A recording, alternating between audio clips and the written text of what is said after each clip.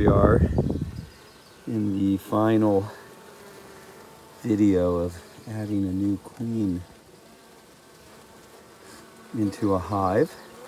This is where that little container is where the queens, they come in that package.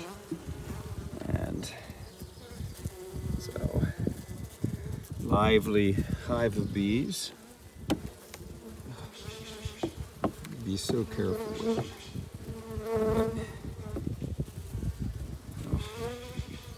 Okay. Inside here is a queen. And she's marked with a little green spot. When bees respond the way these are, which is not aggressively, then they're interested in that new queen. And they'd like to get her out because these bees don't have a queen right now. Now typically, when you first do this, it's good to give them a day or two without a queen so that it's kind of like if you want somebody to eat something that they don't necessarily want to eat, maybe you starve them for a day or two until they're so hungry they're going to eat it anyway. So it's kind of the same thing with excluding a queen from a hive of bees. So here's another hive that I've already put a queen in. And just to check them, this is where the queen cell is. Now, there's a little hole at this end which the bees eat their way through. Underneath that white cover is food substance for the bees. And so the bees will eat their way through about 3/4 of an inch of this material to get to the queen, and then the queen is able to get out. So very docile bees. I haven't even smoked them today. And they're gonna be really happy when they get their new queen. So pretty excited about this new bunch of bees. These queens that I've got, they're called Golden West queens, and they're very mite resistant. So there's a varroa mite, which is pretty hard on the bees these days. And the varroa mite can just wreak havoc in a beehive.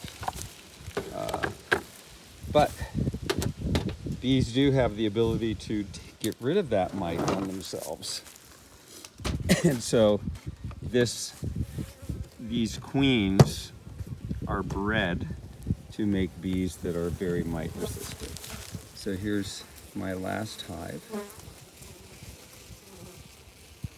That again, I have new queen in, and these bees are really very docile as well. So the thing about moving bees from their original hive, which is what I did in all of these cases, if they're worker bees that have been used to working outside of the hive, then what happens is you'll move a super full of bees away from their hive, and they'll just fly out of the super and fly back to their original hive, even if you've moved at a fairly good distance. They know where they're at. So in order to make sure that the bees stay in the hive, it's good to get some frames that have brood in it already. So in other words, frames that have developing bees in them.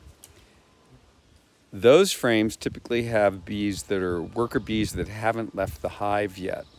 And so they're going to stay in that super so that when you add the new queen, they're going to stay, take care of the queen, get adjusted to her, and then begin that new process of the queen laying eggs and the bees taking care of all that new brood. When you think of a beehive is really like one entity. Even though it's made up of thousands and thousands of bees, it behaves as if it's one organism. And it's a really interesting,